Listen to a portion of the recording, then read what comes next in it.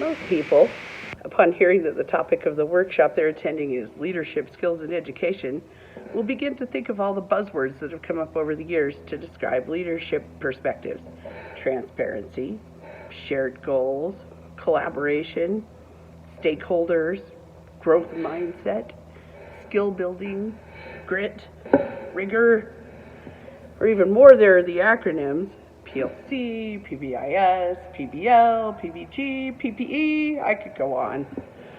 While most of the list I just gave you has a meaningful place in the growth and continuing success of our profession, so much of it begins to attain the tone of a loud rock concert after a while to weary educators. Not that a rock concert is that bad of a thing either.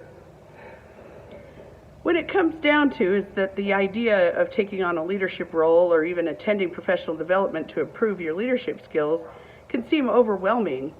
Given that educators are asked to do more and more with less and less, it's imperative that we find ways to inspire, not intimidate, challenge, not overwhelm, and share wisdom, not share burdens.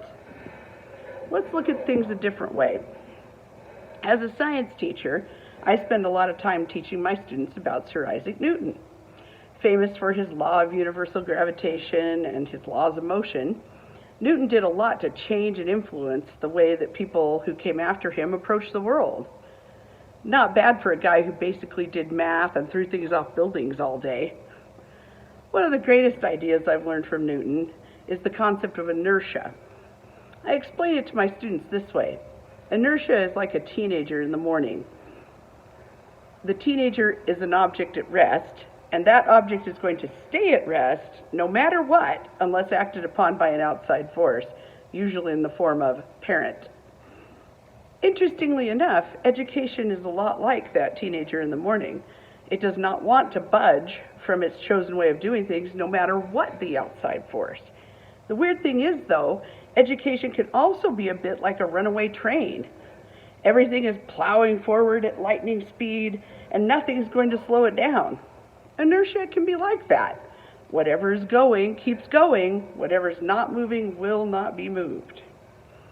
This is where leadership comes in.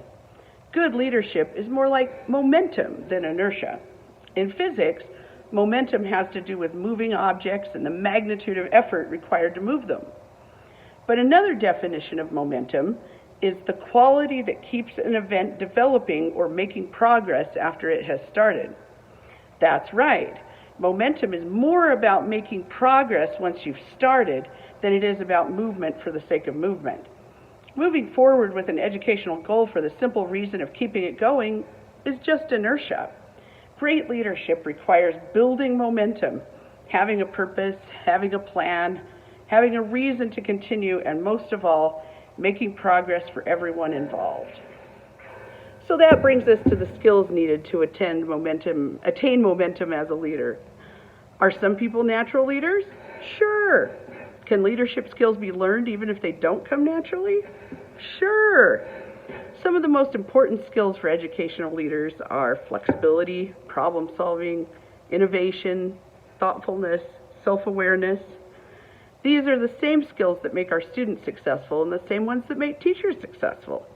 Most of all, the goal needs to be to make progress in whatever you're attempting to achieve. And progress doesn't have to mean improved accountability or numbers. Progress should be measured in watching your educational community come together to solve problems, watching others join you in moving things forward, watching the momentum slowly change direction to something that makes sense to you and makes education more meaningful for everyone. Is it about the moment or the long term? It depends. What it really is about is inspiring change, not forcing it. Just start with a little push in the right direction and see where it goes.